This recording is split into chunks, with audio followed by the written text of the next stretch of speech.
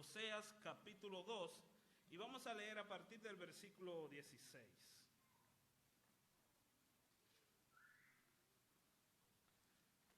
Libro del profeta Oseas, capítulo 2, vamos a leer los versos desde el 16 hasta el 20.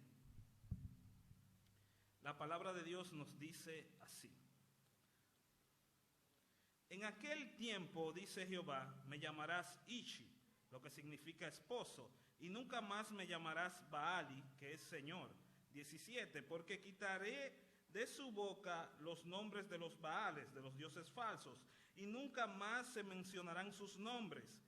En aquel tiempo haré para ti pacto con las bestias del campo, con las aves del cielo, con las serpientes de la tierra, y quitaré de la tierra arco y espada y guerra, y te haré dormir segura. Verso 19, y te desposaré conmigo, me casaré contigo, es decir, para siempre, y te desposaré conmigo en justicia, juicio, benignidad y misericordia, y te desposaré conmigo en fidelidad, y conocerás a Jehová.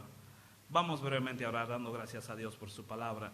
Amado Dios, gracias Señor por tu amor, gracias Padre porque nos permites estar acá, gracias porque nos permitiste Señor ser parte Señor de ese culto que te recuerda, ser parte de los símbolos Señor y recordar ese sacrificio de Cristo que nos hace libre y nos da la convicción para creer en que tú eres el único Dios verdadero Señor.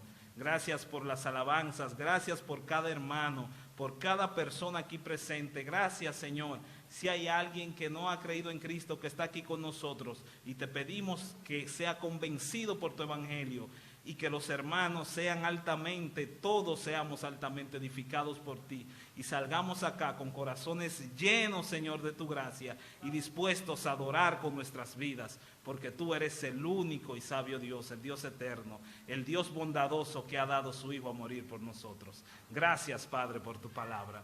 En el nombre de Jesús. Amén y amén. Como ya se anunció en las redes, y no sé si está ahí detrás, hoy vamos a ver el segundo episodio de esta novela romántica de Oseas, la historia del Dios fiel amando a un pueblo infiel. Y yo pensando en este capítulo 2 y de toda esta trama y este romance que vemos entre Oseas y Gomer y entre Dios y el pueblo de Israel, yo vengo a hacer una denuncia pública de parte de todos los solteros. Atención solteros, voy a reclamar algo que muchos no se atreven a reclamar y que yo quise reclamarlo hace un tiempo. En libros es normal que si tú vas a una librería, tú encuentres libros de matrimonio que te hablen, no sé, un matrimonio para glorificar a Dios. Un matrimonio, ¿verdad?, que sea una sola carne. Tú puedes ver muchos consejos, muchas charlas, muchas conferencias de cómo un noviazgo puede glorificar a Dios. Pero en mi tiempo de soltero, yo nunca vi ningún libro ni ninguna actividad que me enseñara cómo dar muela para glorificar a Dios. Nunca. Nunca pensamos en la parte del cortejo, eso es muy importante, fíjense. Uno por su inseguridad, no sé si recuerdan el tiempo que estuvieron conquistando a su dama, los caballeros, uno por la inseguridad, uno comete muchos errores. A mí me hicieron caso, yo creo que fue por la pura misericordia de Dios. Siempre yo quise como que existiera algún manual o algo de tú saber cómo tú cortejar bien a una dama, qué hacer en ese proceso de conquistar a alguien. Pero ¿saben qué? La palabra de Dios es tan hermosa y tan abundante en conocimiento que acá en el capítulo 2 el Señor nos muestra la manera en cómo Él puede conquistar a su pueblo a pesar de ser adúltero. Aquí vamos a ver cómo Dios conquista los corazones perdidos de este pueblo y puede conquistar nuestros corazones. Por eso, este segundo episodio lo vamos a titular como Conquistando un corazón adúltero. Conquistando un corazón adúltero. Este capítulo 2 tiene 23 versículos. Trataremos, aunque sea medio rapidito, verlos. Y si digo cualquier cosa como un poco disparatosa, es que no he estado durmiendo muy bien, así que me voy a poner adelante. Si hay algo que yo quiero que usted recuerde de este capítulo 2 es lo siguiente, que ser conquistados por el amor del Dios verdadero es la única esperanza para un corazón que adultera con dioses falsos. Ser conquistados por el amor del Dios verdadero es la única esperanza para un corazón que está perdido e inmerso en amarse a sí mismo, amando a los ídolos. Dicho de otra forma, una vez, hermanos, amigos, una vez que un ídolo se sienta en nuestro corazón, una vez que un ídolo se sienta en el trono de nuestro corazón, el único capaz de derribar ese ídolo es el Rey de Reyes y Señor de Señores. Es el único. Y tenemos que estar claros de algo. Si tú eres de esos que piensan que eres un santurrón, que las cosas no te salen mal, que estás bien con el Señor, que tienes una vida espiritual aceptable, si tú crees que estás bien delante del Señor, este mensaje no es para ti. No. Este mensaje es para personas que entiendan que todos tenemos corazones inclinados a la idolatría. Lo hablamos en el capítulo 1. Recuerdan, hablamos que la idolatría, como decía Martin Lloyd Jones, es como algo que te controla. ¿Qué es lo que controla tu vida? Es cuando tú amas a algo o a alguien más que a Dios mismo. Y todos caemos constantemente en esa inclinación idólatra de amar algo o a alguien más que a Dios. La pregunta es, ¿cómo? ¿Cómo Dios puede conquistar mi corazón idólatra? ¿Cómo Dios puede conquistar un corazón idólatra como el nuestro? Y es lo que vamos a ver en este capítulo 2. Y lo primero que nos va a enseñar el Señor es que Él puede conquistar los corazones idólatras contendiendo contra nuestros deseos adúlteros. Contendiendo contra los deseos adúlteros. Veamos cómo empieza este capítulo 2. Lo tenemos todo, ¿verdad que sí? Oseas 2:1. Así empieza el profeta a hablarle al pueblo de Israel. Decid a vuestros hermanos, a mí y a vuestras hermanas Ruamá, versículo 2, contended. Contended con vuestra madre, contended, porque ella no es mi mujer, ni yo soy su marido, aparte pues sus fornicaciones, sus adulterios, que lo aparte de su rostro, que aparte sus adulterios de entre sus pechos. Estamos ahí ubicados, versículo 1 y 2. Y hay pasajes de la Biblia que realmente son desafiantes. Hay pasajes de la Biblia que yo lo veo y realmente me funden las neuronas, dicho de una manera más clara. Y lo que me pasó aquí en el capítulo 2 de Oseas fue que empezando el capítulo ya estaba yo con el cerebro fundido.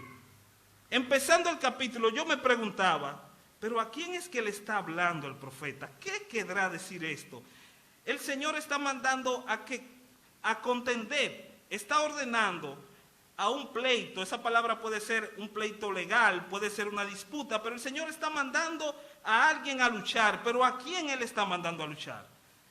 Dice que Él le está hablando a sus hermanos. Vean cómo empieza el versículo. Ami y Ruamá. Ami y Ruama. Ahora bien, si vamos al capítulo 1, esos fueron los nombres que Dios le dio a los hijos de Gomer y de Oseas. ¿Fueron esos los nombres? Fueron esos los nombres. Si van al capítulo 1, se dará cuenta que los nombres tenían una pequeña variación. Si usted ve, por ejemplo, versículo 6 dice que a una se llamó Ruama, y otro luego se llamó Loami. Lo significa no. No es mi pueblo, no merece ser perdonada, no merece misericordia, pero en cambio el versículo 1 del capítulo 2 le está hablando a los que sí son su pueblo, a los que sí merecen misericordia. Para poder más o menos llegar a donde quiere el profeta llevarnos, tenemos que ubicarnos en el último versículo del capítulo 1. Si vemos, por ejemplo, uno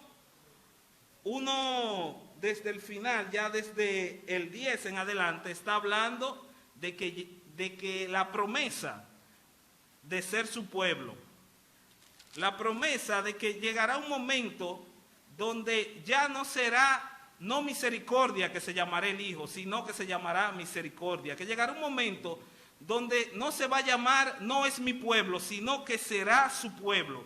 De manera que acá le está hablando a aquellos que han recibido la promesa de ser pueblos de Dios, de ser perdonados por Dios, y a esos que han recibido esta promesa, el Señor le manda a pelear en contra de su madre. ¿Y quién es su madre? Gomer, una adúltera. Los está mandando a luchar en contra del adulterio. Ok, toda esa información, mucha información en poco tiempo, vamos a delimitar. ¿Qué está diciendo el profeta? Si tú eres del pueblo escogido, si tú has recibido la promesa de ser pueblo de Dios y de recibir el perdón de Dios, tú tienes un compromiso de contender contra tus deseos adúlteros. El Señor te perdona, nos va santificando, pero hay una responsabilidad humana. Él te está mandando contender.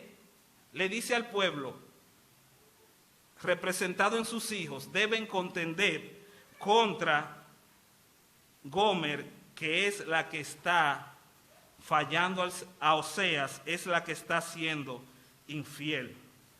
Eso es lo primero que nos está diciendo el profeta.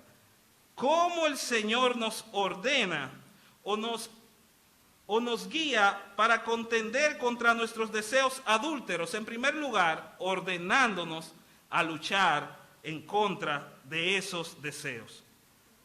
Esto es una lucha también. Tenemos nosotros que luchar en contra de la idolatría del corazón. Pero no solo esto, también Él nos advierte acerca de la severidad de la idolatría. Sigue diciendo, versículo 3 y 4. No sea que yo la despoje y desnude, la ponga como el día que nació, la haga como un desierto, la deje como tierra seca y la mate de sed. Ni tendré misericordia de sus hijos porque son hijos de prostitución. Si bien en el capítulo 1 el profeta estaba enfocado en los hijos que son que nos representa la consecuencia de la idolatría, aquí viene a hablarnos de Gomer, de cómo combatir eso, cómo el Señor puede reparar un corazón que está completamente inclinado a amar otras cosas que no son Dios. Y el Señor le advierte, fíjense cómo empieza el 3, no sea, como en tono de advertencia, no sea que yo la despoje y la desnude. En ese contexto, en esos tiempos, ¿recuerdan la historia de la mujer adúltera? ¿La recuerdan? ¿Qué querían hacer con la mujer adúltera? Eso nos da más o menos una idea de que en esos tiempos y esa cultura, cuando una mujer era adúltera, recibía un gran maltrato. Era parte de la ley, de sus costumbres, y aún en ese tiempo del Antiguo Testamento muchos estudiosos entienden que no era distinto para una mujer que adulterara, que el hombre estaba en todo el derecho de tomar a esa mujer adúltera, quitarle su ropa, quitarle sus bienes y enviarla desnuda, que siga camino a su suerte.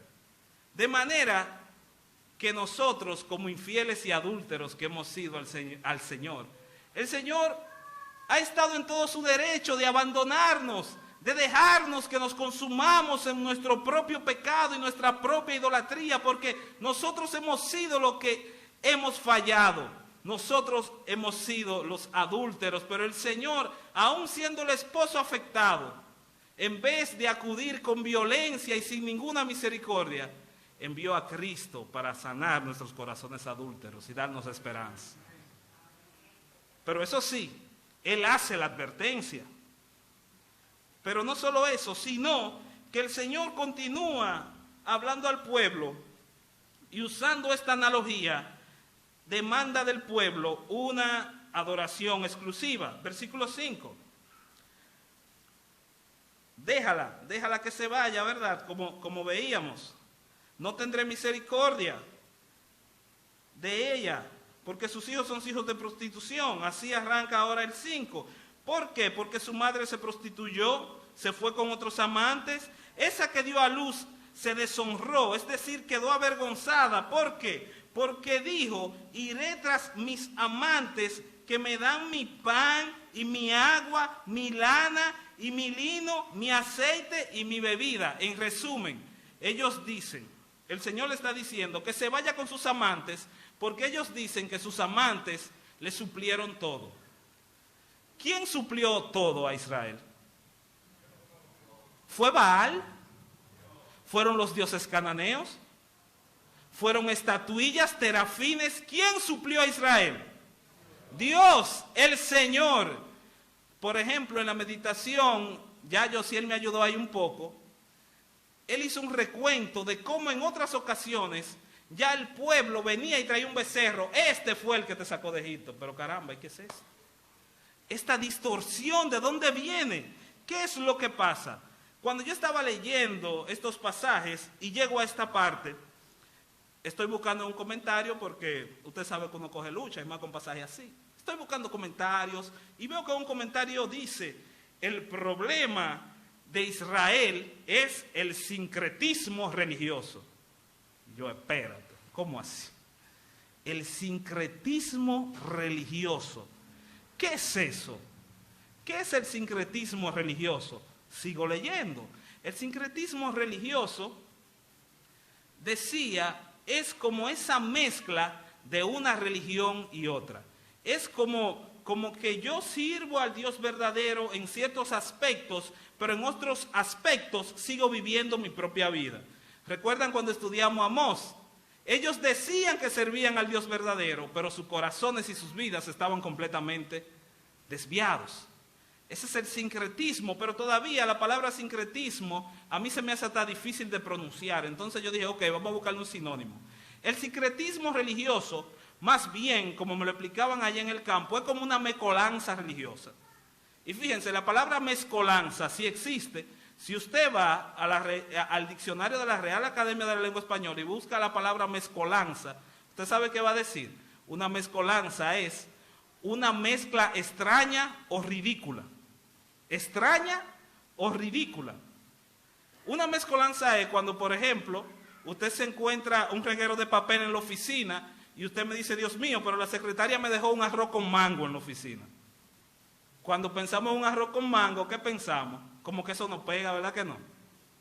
Ahora bien, hablando de cosas que no pegan, no pega un cristiano diciendo que sirve al Dios verdadero, deleitándose en el pecado. Eso no pega.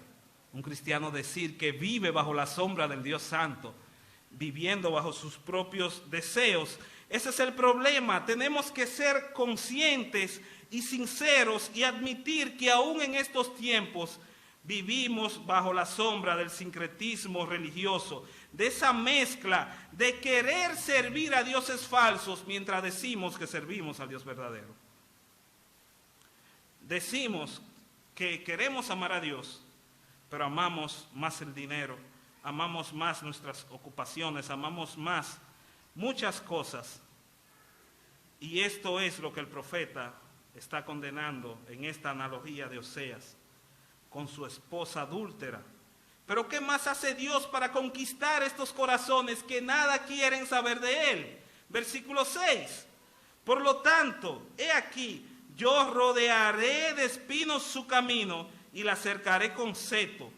Esta es como una especie como de pared, como de barro, y no hallará sus caminos. Seguirá a sus amantes, pero como está rodeada, no los alcanzará. Los buscará, pero como está rodeada, no lo hallará. Entonces ahí, cuando está acorralada, esta mujer dirá, iré y me volveré a mi primer marido, porque mejor me iba entonces que ahora. No sé si usted se la llevó, qué es lo que nos está diciendo ese versículo 6. ¿Qué es lo que el Señor hace? Él dice, yo voy a tomar a esta mujer adúltera, que yo la quiero conquistar para mí. Entonces yo lo que haré es, como ella no quiere saber de mí, como ella está nublada, cegada en las cosas que a ella le interesan, en las cosas que le rodean, yo voy a poner un cerco a su alrededor, para que ella solamente pueda mirarme a mí, para que aunque ella intente, no pueda, y cuando ella se dé cuenta que solamente quedo yo, ahí me va a mirar y me va a contemplar y dirá, ciertamente, no fue Baal, no fue un ídolo, fue el Dios verdadero que me suplió todas las cosas. ¿Saben qué?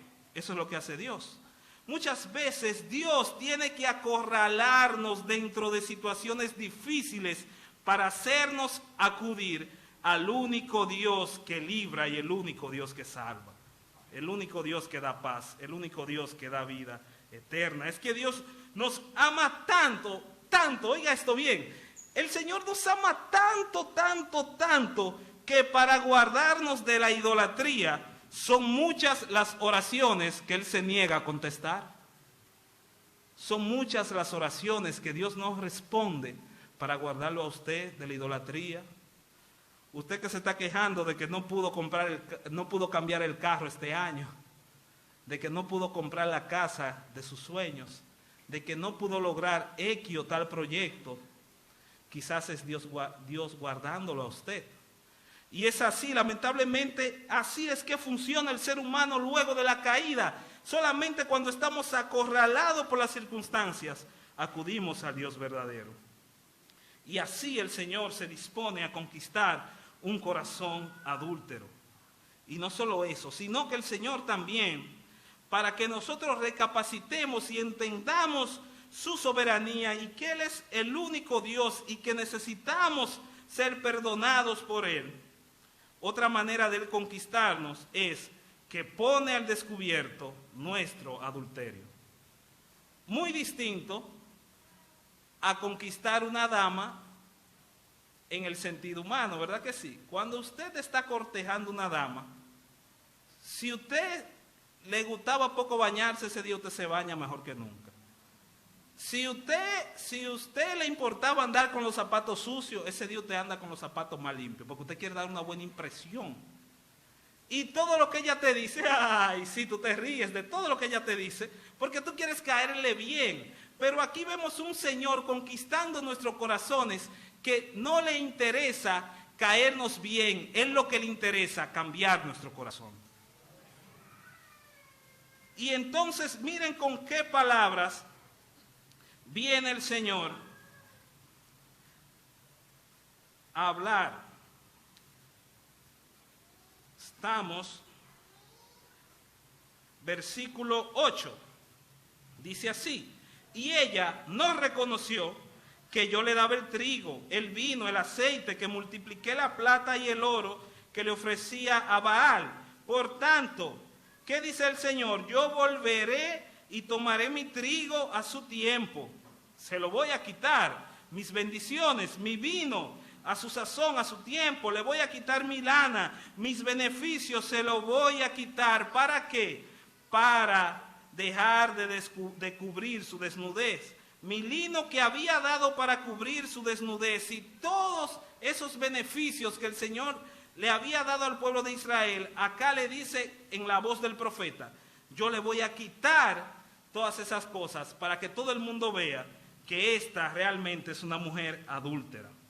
Así muchas veces el Señor usa las circunstancias, las pruebas, nuestras necesidades para revelarnos quiénes realmente somos y lo que realmente hay en nuestros corazones. Dios iba a revelar lo que realmente había en el corazón del pueblo de Israel, quitándole todas estas cosas. Y hay un principio aquí que debe llevarnos a nosotros a pensar en lo que está pasando y en nuestra propia vida. Y es que la revelación de Dios es la única cura para el sincretismo religioso. Dicho de otra forma, la revelación de Dios, su palabra, como Él se nos muestra, es la única forma para nosotros adorar única y exclusivamente al Dios verdadero. El Señor iba a usar estas pruebas al pueblo, este pueblo que luego va a ser conquistado por una nación extranjera. Cuando ellos fueran despojados de todo, ahí se iba a revelar que realmente el Señor era que los sustentaba. De igual manera nosotros, hermanos, la única manera de usted ponerse de pie firme y poder dejar atrás esa inclinación idólatra, o por lo menos luchar contra esos deseos idólatras, es poniendo su mirada en la revelación perfecta de Dios, que es su palabra. Su palabra. En una ocasión le decía, por acá mismo, que toda imagen de Dios que no sea pintada con el pincel de la palabra de Dios es una representación falsa del Señor. Somos rápidos en pensar, en emocionarnos, en actuar, pero antes de eso, mis deseos, mis emociones están siendo filtrados por la palabra de Dios. ¿Qué más sigue diciendo? ¿Qué más sigue diciendo? El profeta acá va a venir con una palabra contundente para afirmar lo mismo que estamos hablando. ¿De qué manera el Señor puede transformar un corazón idólatra? Hablando a nuestro corazón. Aquí vamos a hacer un brinquito y vamos a ver el versículo 14. Luego de todas estas advertencias, llegamos acá. Y vean de qué manera el Señor decide rescatar a esta mujer que ha adulterado. De qué maneras es que el Señor quiere rescatarnos de nuestra idolatría. Versículo 14, pero he aquí que yo la atraeré y la llevaré ¿a dónde? Al desierto. ¿Y hablaré dónde?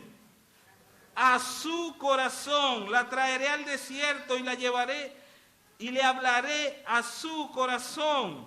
Y aquí hay muchas cosas interesantes. Aquí vemos cómo Dios nos aparta de la idolatría y lo hace atrayéndonos hacia Él. Atrayéndonos hacia Él a través de su palabra y llevándonos al desierto. En ocasiones, Dios nos lleva al desierto. ¿Usted sabe por qué? Porque nosotros solemos confiar más en Dios en los desiertos que en los oasis. Solemos confiar más en Dios cuando la piña está agria, ¿verdad? Cuando la cosa está dura, cuando estamos acorralados, como decía anteriormente. Entonces, en ese momento, quizás de crisis, para nosotros es donde el Señor nos habla al corazón. Dios nos habla al corazón. Y el versículo siguiente lo confirma. Y le daré sus viñas sus viñas desde allí. Aquí viene promesa y dice, en el valle de Acor, por la puerta de esperanza. Y allí cantarán como en tiempos de su juventud y como en el día de su subida de la tierra de Egipto. ¿Alguien sabe dónde es el valle de Acor? Ese es el lugar donde Acán fue descubierto. ¿Recuerdan por allá en Josué, verdad? Alguien que se robó un anatema, una cuestión y le escondió un tesoro de Jericó. ¿Recuerdan eso? Entonces, cuando se reveló, ¿qué pasó ahí? ¿Cómo murió ese hombre? ¿Lo recuerdan? Apedreado con todo y familia. Y fíjense, además de esa referencia, la palabra Acor significa angustia. Angustia, pero es muy interesante lo que Oseas está diciendo acá. Está diciendo que el valle de Acor se va a convertir como una puerta de esperanza. Le daré sus viñas allá en ese valle, pasarán por la puerta de esperanza y allá cantarán y tendrán las bendiciones de Dios. ¿Qué sucede? El Señor acá está recordando al pueblo sus juicios, pero luego de sus juicios, o como parte de sus juicios, también está la bendición de Dios. Vemos un Dios que nos atrae hacia su palabra para confrontar nuestros corazones. Pero a veces olvidamos que todas las palabras de Dios son palabras de amor. Pueden que sean palabras de juicio, pueden que sean palabras de advertencia, pueden que no sean las palabras que esperamos, pueden que sean palabras que no nos gusten, pero son palabras de amor. Porque son palabras para apartarnos del pecado y para que adoremos al único y Dios verdadero. Y hermanos, si tú has creído, no te atemorices ni siquiera por esos duros juicios o por esas duras palabras que quizás tú vas a ver en la revelación de Dios, porque si tú has pasado por la verdadera y mejor puerta de esperanza que es Jesucristo, tu final será un final de victoria. Y el Señor sigue conquistando este pueblo. Y ya terminando, nos preguntamos, ¿de qué otra manera el Señor puede conquistar este pueblo? Amándolo a pesar de su infidelidad. El Señor conquista nuestros corazones inclinados hacia la idolatría, amándonos a pesar de nuestra infidelidad. La pregunta del amado televidente aquí y ahora es, ¿cómo Dios, a pesar de ser un Dios santo que repudia el pecado, puede llegar a amarnos de esta manera? ¿Cómo? Lo primero que vemos es que Dios puede llegar a amarnos así porque Él mismo hace un compromiso de gracia y amor eterno.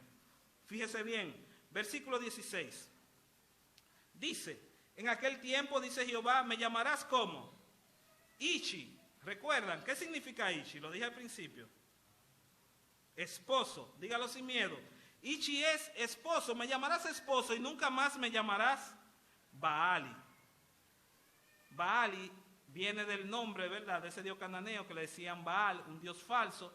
Entonces, es ahí, del final, quiere decir que los israelitas solían también llamarle quizás mi Señor. Eso es lo que significa Baali, mi Señor. Lo que sucede es que aparentemente ellos entendían que había un Dios supremo sobre los otros, pero debajo había muchos dioses como más pequeños, que eso eran los Baales. Era una idea completamente distorsionada, pero aún así, ¿qué dice el versículo 17? Porque quitaré de su boca los nombres de los Baales y nunca más se mencionarán sus nombres. Y seguiré leyendo. En aquel tiempo haré para ti pacto con las bestias del campo, con las aves del cielo y con las serpientes de la tierra, y quitaré de la tierra arco y espada y guerra, es decir, habrá paz, te haré dormir segura y te desposaré. Sí, me voy a casar contigo. ¿Y lo haré de qué forma? Para siempre me desposaré contigo. ¿De qué manera? En justicia, juicio, benignidad, misericordia. Y te desposaré, te tomaré, me casaré contigo en fidelidad para que conozcas a Jehová. Vemos acá que el Señor en esos versículos nos muestra varias maneras en cómo puede llegar a perdonarnos. Lo primero es haciendo un compromiso de gracia y amor eterno. Vemos que acá está la palabra pacto. Pacto nos da la idea de compromiso. ¿Y qué es lo que está pasando en esta sección del capítulo 2? Él dice, ya no me van a llamar Señor ni jefazo, ustedes me van a llamar mi esposo. Seremos como una pareja. La relación ideal entre Israel y el pueblo, entre el pueblo de Dios, y Dios, debería ser como la relación de entre pareja. Ahora bien, una pregunta. El mismo compromiso que usted tiene para los casados, el mismo compromiso que usted tiene para con su esposo o esposa, ¿es el mismo compromiso que usted tiene para con su jefe? El mismo compromiso que usted tiene con su esposo o esposa es el mismo compromiso que usted tiene para con los pastores. No, hay un compromiso distinto, hay una unión de una sola carne, hay algo muy distinto. Y nosotros, muchas veces los cristianos, que promovemos el matrimonio, atacamos a lo de afuera, a lo del mundo. Le decimos, no, porque allá en el mundo los jóvenes no se quieren casar. Los jóvenes dicen que mejor compran la vaca por pedazo, que no la compran entera. Y empezamos a atacarlo. Pero en el sentido espiritual, nosotros somos iguales. Allá afuera, ellos huyen del compromiso del matrimonio, pero aquí adentro muchos huimos del compromiso de Dios. El Señor le dice, seremos como esposos porque yo demando de ustedes un compromiso más profundo, más íntimo. ¿Estamos comprometidos con el Señor, hermanos? Así como una relación de marido y mujer. Pero ¿de qué otra forma el Señor nos arranca ese corazón idólatra? Versículo 17, quitando los ídolos de en medio nuestro para poner un corazón nuevo. Porque yo quitaré de su boca. ¿Quién es el que quita los Baales según el 17? Es el mismo Dios. Es el mismo Dios. Es Dios mismo quien quita y derriba los ídolos del corazón. No soy yo, ni soy tú, no es nadie más, es solamente el Dios verdadero. El problema es que muchas veces nosotros queremos desvincularnos de pecado sin vincularnos con Dios. No sé si entendieron eso. Sonó medio trabalengua. Nosotros muchas veces queremos desvincularnos del pecado sin llegar a vincularnos con Dios. Es decir, queremos dejar el pecado, queremos dejar la idolatría, pero no estamos leyendo la Biblia, no estamos orando, no estamos creciendo en el Señor. Esas son cosas como que no van a funcionar. No, tienes que permitir que el mismo Dios trabaje en tu vida y eso se hace en contacto con su palabra, en contacto con Él, creciendo en Él. Y Él mismo es el que se encarga de derribar los ídolos de nuestro corazón. Ya estoy terminando. Y terminamos con ese versículo 20. Bueno, 19 y 20. ¿De qué otra manera el Señor puede derribar y conquistar, mejor dicho, nuestros corazones? Proveyendo constante y eternamente todo lo necesario para sostener nuestra relación con Él. Nosotros, una vez hemos creído en el Señor, tenemos una relación con el Señor, una relación como de marido y mujer, pero quien provee lo necesario para que esa relación se mantenga es el mismo Dios, es el mismo esposo. Fíjense, Él dice, te desposaré conmigo. ¿Te desposaré conmigo en qué? En 19, en justicia, y luego dice el 20, ok, 19 termina en misericordia, el 20 dice en fidelidad, Ese en ahí es como una preposición que nos muestra la manera en cómo se va a ejecutar el verbo, es decir, la manera en cómo Dios hace un compromiso, la manera en cómo Dios nos va a traer. Pero si pensamos más y vamos más profundo, acá hay una ilustración grandiosa de lo que el Señor hace con nosotros. Si usted lee ese mismo versículo 20 de Oseas 2 en la Nueva Versión Internacional, verá que hay algo muy pero muy diferente que no está en el texto original y le voy a explicar por qué. Dice en la Nueva Versión Internacional, Oseas 2:20, yo te haré mi esposa para siempre y te daré como dote el derecho, la justicia, el amor, la compasión, versículo 20, y te daré como dote mi fidelidad. ¿Por qué dice así esa versión? ¿Qué sucede? Esa versión de la Biblia transmite o trata de traducir ideas, no palabras por palabra.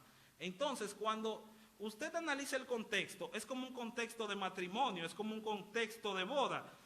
Y acá lo que está queriendo decir quienes trabajaron en esa traducción es que como regalo de bodas, como regalo, el Señor en esa relación tuya con Él te dará fidelidad, te dará la justicia que necesitas, el juicio, la benignidad que significa bondad y la misericordia.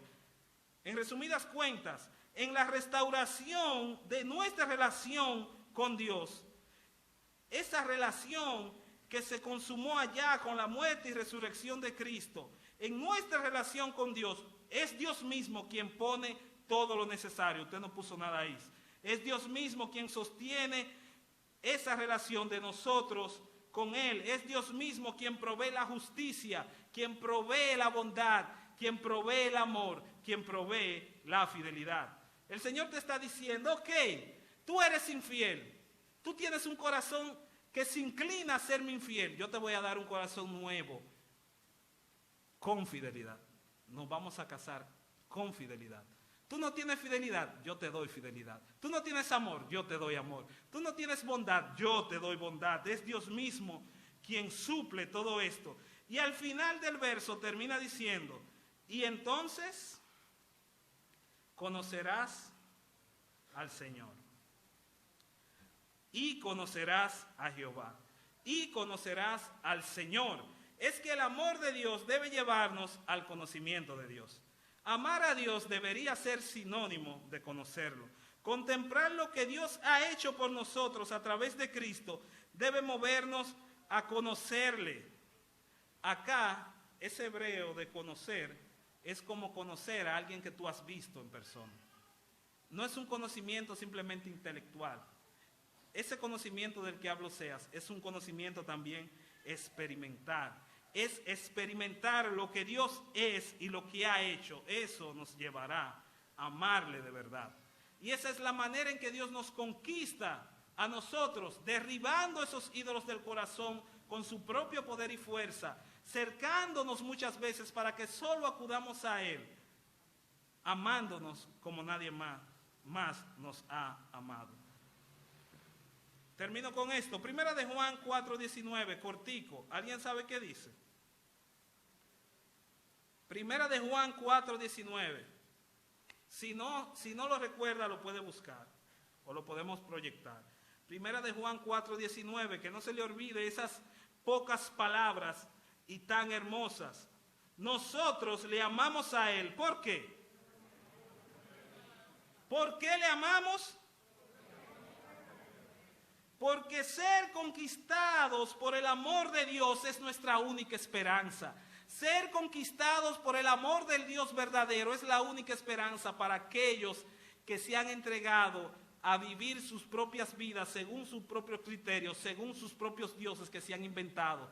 Ser conquistados por el Dios verdadero es lo que nos ha dado salvación, lo que nos da esperanza, porque nosotros no le amamos a Él simplemente por una decisión nuestra, porque eso salió de nosotros. No, nosotros no queríamos nada, no queríamos tener nada que ver con el Señor, pero el Señor nos amó primero. ¿Y de qué manera lo hizo? Enviando a su Hijo, Jesucristo, en esa cruz. La cruz de Cristo, ese sacrificio, es la representación de amor más perfecta, más hermosa, más plena que el hombre en la humanidad podrá experimentar. De manera que, hermano, amigo, si tú quieres ser conquistado por Dios, entrégate a Cristo de todo corazón. Entrégate a Cristo.